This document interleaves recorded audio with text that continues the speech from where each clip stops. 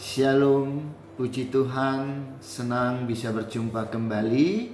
Doa dan harapan kami, Bapak Ibu semua, saudara-saudari dimanapun berada, tetap dalam keadaan sehat, diberkati dalam segala yang dikerjakan. Puji Tuhan, mari kita berdoa dalam menyambut renungan firman Tuhan kita pada hari ini. Bapa, kami bersyukur oleh karena anugerah-Mu, kami boleh kembali mendapat kesempatan untuk mendengarkan kebenaran firman-Mu yang akan menjadi kekuatan bagi kami, sehingga firman-Mu ini akan terus kami pegang, dan firman-Mu inilah yang akan menggerakkan seluruh kehidupan kami, sehingga kemanapun kami pergi, dimanapun kami berada, kami dapat menjadi surat Kristus yang terbuka kepada dunia ini, dan melaluinya pun mereka boleh percaya kepada Engkau, Allah di atas segalanya. Terima kasih, ampuni kami dalam berbagai kekurangan, kelemahan, dosa, kesalahan, dan pelanggaran kami, sehingga tidak ada satupun titik noda dan dosa yang boleh menghalangi kami untuk mendengarkan Tuhan dan mengerti firman-Mu serta melakukannya dalam kehidupan kami. Dalam nama Tuhan Yesus Kristus. Haleluya. Amin. Bapak Ibu Saudara yang saya kasihi di dalam Tuhan Yesus, hari ini kita akan melanjutkan pembacaan Alkitab kita yang tertulis di dalam kitab Amsal pasal 20. Amsal pasal 20 ayat 16 sampai 30. Mari kita perhatikan Alkitab kita. Amsal pasal yang ke-20 ayat 16 sampai 30. Demikianlah firman Tuhan. Ambillah pakaian orang yang menanggung orang lain, dan tahanlah dia sebagai sandera baik ganti orang asing. Roti hasil tipuan sedap rasanya, tetapi kemudian mulutnya penuh dengan kerikil. Rancangan terlaksana oleh pertimbangan, sebab itu berperanglah dengan siasat. Siapa mengumpat membuka rahasia, sebab itu jangan engkau bergaul dengan orang yang bocor mulut. Siapa mengutuki ayah atau ibunya, pelitanya akan padam pada waktu gelap. Milik yang diperoleh dengan cepat pada mulanya, akhirnya tidak diberkati. Janganlah engkau berkata, aku akan membalas kejahatan. Nantikanlah Tuhan, Ia akan menyelamatkan engkau. Dua macam batu timbangan adalah kekejian bagi Tuhan, dan neraca serong itu tidak baik. Langkah orang ditentukan oleh Tuhan, tetapi bagaimanakah manusia dapat mengerti jalan hidupnya? Suatu jerat bagi manusia ialah kalau ia tanpa berfikir mengatakan, kudus, dan baru menimbang-nimbang sesudah bernazar. Raja yang bijak dapat mengenal orang-orang fasik dan mengkilas mereka berulang-ulang.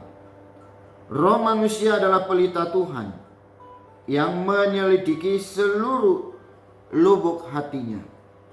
Kasih dan setia melindungi raja, dan dengan kasih ia menopang tahtanya. Hiasan orang muda ialah kekuatannya, dan keindahan orang tua ialah uban. Bilur-bilur yang berdarah membersihkan kejahatan, dan pukulan membersihkan lubuk hati. Bapak Ibu Saudara yang saya kasihi, ada beberapa nasihat ya, dalam kitab Amsal yang kita baca ini. Jadi yang pertama itu berkaitan dengan bicara. ya bicara ya, atau istilah lain perkataan kita. Nah, Alkitab banyak menyinggung ya masalah mulut, lidah ya. Nah, jadi ketika kita sudah mengeluarkan satu kalimat atau mengucapkan ya satu kalimat, nah maka itu sudah diperhitungkan sebagai sebuah tanggung jawab. Atau ya oke lah, sebuah janji kah? Atau sebuah komitmen yang harus kita pegang. Itu di dalam ayat yang ke-16 ya, orang yang ayat 16, ambillah pakaian orang yang menanggung orang lain ya, dan tahanlah dia sebagai sandera, ganti orang asing. Ya, jadi ketika kita mengucapkan satu kalimat ya, lebih-lebih ya sebuah janji ya, maka kita harus bertanggung jawab ya atas apa yang kita ucapkan ya, dan diperhitungkan sebagai sebuah kewajiban yang harus kita tuntaskan. Nah makanya ada pepatah ya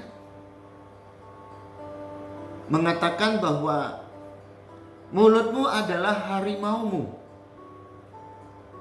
Jadi jangan kita dengan sembrono, dengan cepat mengungkapkan kata-kata yang nanti dia akan berbalik menyerang kita. Atau dengan kata lain menerkam kita.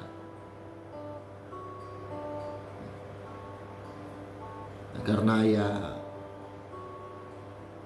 istilah lain juga ya, lidah kan tidak bertulang. Nah, nanti kau yang berjanji, kau juga yang mengingkarinya. Nah, itu tidak boleh terjadi dalam kehidupan kita sebagai anak-anak terang. Jadi kita harus berhati-hati dalam mengungkapkan sebuah kalimat nazar ya. Nanti Bapak Ibu bisa melihat ya, sebuah tanggung jawab atas sebuah nazar ya, atau komitmen, statement ya. Itu pernah terjadi dalam kehidupan Yefta ya. Nanti baca ya ceritanya bagaimana. Nah artinya bahwa kita diingatkan, baiklah kita berpikir sebelum berkata. Nah banyak orang yang ngomong dulu baru pikir. Nah, itu namanya tell me. Tell me, tahu tell me, telat mikir. Nah dalam ayat yang ke-25, ya, suatu jerat bagi manusia ialah kalau ia tanpa berpikir ya, mengatakan, tanpa berpikir mengatakan, itu bisa jadi jerat. Nah Bapak Ibu dan Saudara ya, apapun yang kita katakan itu harus dari hati, melalui sebuah pertimbangan yang matang yang memang harus kita kerjakan.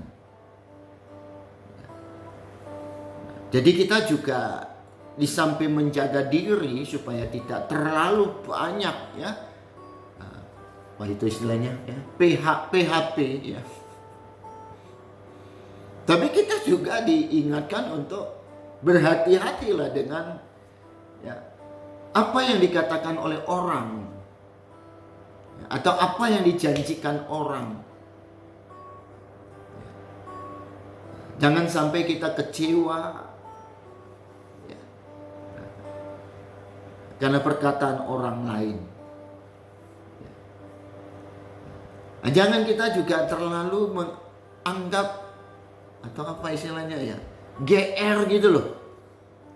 Kalau ada orang datang terus bicarakan tentang orang lain kepada kita, oh sorry, ya tutup telinga kita dari mendengar kata orang yang menjelekkan, ya, menjelekkan orang lain. Saudara percaya saya, hari ini dia datang bicarakan keburukan orang lain kepada kita, maka kemungkinan besok dia akan bicarakan keburukan kita kepada orang lain. Nah, apa untungnya buat kita? Jadi kita harus jaga hati. Nah, jangan sampai gara-gara perkataan orang lain yang belum tentu benar, terus relasi kita, hubungan kita dengan orang lain menjadi terganggu. Nah, itu kita lihat dalam ayat yang ke-19. Siapa mengumpat, membuka rahasia, mengumbar istilahnya, ya. Nah, sebab itu janganlah engkau bergaul dengan orang yang bocor mulut. Nah, ini yang pertama yang kita baca dalam kitab Amsal pada hari ini. Nah, dan ada beberapa lagi nasihat-nasihat berikutnya, ya, yang tentunya semua itu ada kaitannya dengan kehidupan kita secara nyata. Jadi Alkitab bukan sesuatu yang istilah apa ya, maya itu, ya. Alkitab itu nyata,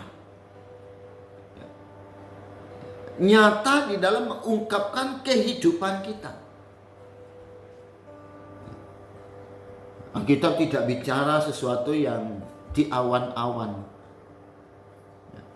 Alkitab tidak pernah juga bicara tentang sesuatu yang absurd itu apa,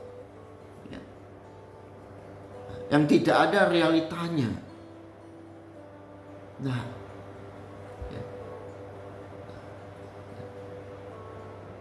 Oleh sebab itu hal yang lain yang dibicarakan oleh Alkitab dalam menghadapi kehidupan ini, yang utama ya jangan curang, ya, berlaku adil gitu. Jangan apa ya, pilih bulu apa saya tidak paham itu apa istilah, ya. Nah, pilih bulu, ya. Nah, milih-milih orang untuk jadi teman, ya. Nah, apalagi hanya mau berteman kepada mereka yang they have. Kita harus menghargai semua orang itu sebagai sesama yang memang harus kita kasihi. Kita tidak hanya mengasihi orang yang mengasihi kita.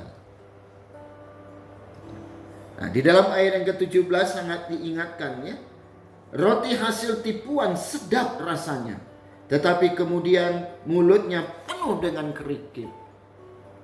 Ya, jelaslah segala sesuatu yang kita peroleh tanpa usaha, kerja keras, perjuangan, ya, kelihatannya enak. Bagaimana kita mendengar banyak sekali janji-janji dalam investasi, tanpa kerja, ongkang-ongkang kaki, tidur-tidur, terus menghasilkan uang gitu.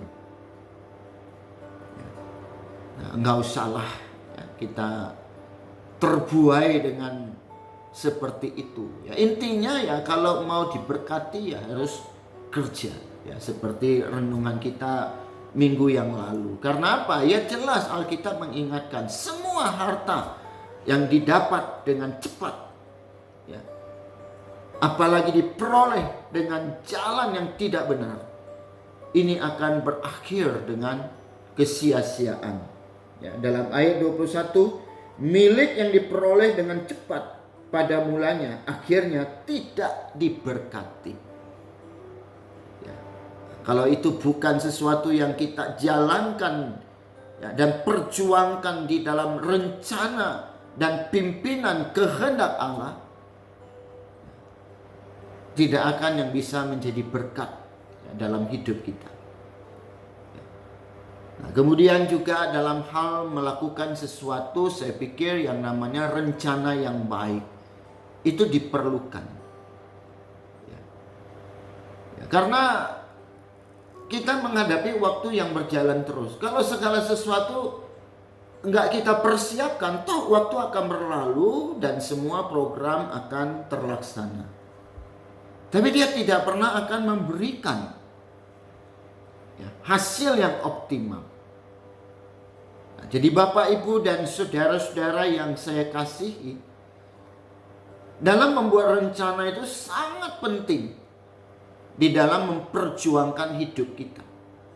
Ayat 18, rancangan terlaksana oleh pertimbangan, sebab itu berperanglah dengan siasat. Saya sudah singgung pada minggu yang lalu bagaimana kita harus bekerja dengan cerdas. Tidak cukup hanya bekerja keras, tapi harus bekerja dengan ikhlas. Dan juga jangan pernah mengabaikan pekerjaan dengan apa? Bekerjalah dengan tuntas. Nah, jadi sekali lagi bisa saja dan sangat mungkin sebuah pekerjaan dapat kita selesaikan tanpa pertimbangan. Tetapi hasilnya, sekali lagi hasilnya akan mengecewakan. Jadi perencanaan yang matang itu perlu, apalagi dalam situasi krisis sekarang ini. Ya Bapak, Ibu, Saudara, buatlah rancangan yang cermat dalam pengeluaran, dalam tata kelola keuangan keluarga. Itu sangat penting. Dan jangan pernah kita merancangkan segala hal untuk melibatkan Tuhan. Doa, perenungan firman, ungkapan syukur. Dalam ayat yang ke-24, langkah orang ditentukan oleh Tuhan, tetapi bagaimanakah manusia dapat mengerti jalan hidupnya? Nah, Tuhan mengingatkan, engkau gak perlu khawatir dengan hari esok. Kerjakanlah segala hal dengan baik hari ini, maka bersama dengan Tuhan, hari esok engkau ada dalam tangan Tuhan. Bapak, Ibu, Allah akan mendiami setiap pribadi kita dengan Roh Kudus-Nya, sehingga kita sekali lagi memiliki hikmat bijaksana, sehingga kita dapat mengevaluasi setiap tindakan kita, setiap perkataan kita, sehingga seluruh perkataan, tindakan, hidup kita sebagai orang percaya itu hanya terdorong oleh motif untuk menyenangkan hati Tuhan dan menjadi berkat buat semua orang. Oleh sebab itu, maka Roh Kudus ada dalam setiap hati kita untuk memurnikan perasaan, pikiran, kehendak kita. Dan kita akan selalu mendengarkan suara Tuhan di saat kita membutuhkan sebuah pertimbangan dalam segala rencana yang kita buat. Dan indah sekali hidup seperti ini, dekat dengan Tuhan. Mungkin hal yang terakhir dalam pembacaan kita hari ini, yaitu kita tidak boleh menganggap rendah siapapun. Ayat yang ke-20, siapa mengutuki ayah atau ibunya, pelitanya padam pada waktu. Jadi Musa mengingatkan dalam 10 hukum itu, terutama orang tua kita, ayah ibu kita. Hormati, hargai mereka, senangkan hati mereka.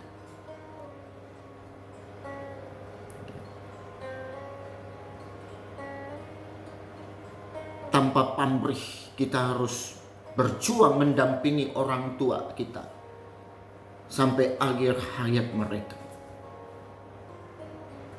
Sepanjang kita diberikan umur. Nah, maksud saya jangan juga merasa ya bahwa yang tua akan meninggal lebih dulu, belum tentu. Nah, siapa yang meninggal lebih dulu, apa anak, apa ibu atau ayah? Yang penting semua kita harus melakukan yang terbaik untuk sesama kita. Dan terakhir, Alkitab juga mengingatkan, bila kita mendapatkan perlakuan yang jahat, mendapatkan perlakuan yang buruk dari orang lain, jangan sekali-kali kita berpikir untuk membalas. Karena apa? Itu bukan hak kita. Itu bagian Tuhan. Nah, bayangkan pemerintah aja diberi otoritas oleh Allah untuk menghukum yang jahat, apalagi Allah. Dalam ayat yang ke-25, suatu jerat bagi manusia ialah kalau ia tanpa berpikir mengatakan kudus dan baru menimbang-nimbang sesudah bernasar. Ayat 26. Ya. Raja yang bijak dapat mengenal orang-orang fasik dan mengkilas mereka berulang-ulang. Mari kita terima apapun perlakuan orang. Ya, paling kita juga akan berdoa seperti Yesus dengan serius. Bapa, ampunilah mereka, karena mereka tidak tahu apa yang mereka katakan. Ampuni mereka, karena mereka tidak tahu apa yang mereka perbuat. Maka hati kita akan dilegahkan oleh Tuhan. Hati kita tetap akan bersih. Hati kita akan tetap suci. Sehingga kita boleh menjadi orang yang berbahagia karena boleh melihat Allah di dalam setiap aspek kehidupan kita. Puji Tuhan. Bersyukur kepadamu ya Allah Bapa di dalam Yesus Kristus. Yang oleh pimpinan persekutuan dalam Roh Kudus, kami kembali boleh menikmati firman-Mu yang hidup. Di mana firman-Mu yang berkuasa ini akan menghidupi seluruh kehidupan kami. Sehingga hari lepas hari kami boleh menikmati betapa baiknya Engkau Tuhan. Dan tidak berkesudahan kasih dan setia-Mu. Terima kasih Bapa, Kau selalu ingatkan kami untuk melakukan segala hal yang Tuhan telah firmankan. Dan pasti Tuhan sanggupkan kami untuk melakukannya. Terpuji Engkau Tuhan Yesus kekal sampai selama-lamanya. Haleluya. Dalam nama Tuhan Yesus kami berdoa. Amin. Puji Tuhan. Tuhan Yesus memberkati kita semua. Salam sehat dan tetap melaksanakan protokol kesehatan secara optimal. Tuhan Yesus memberkati kita. Amin.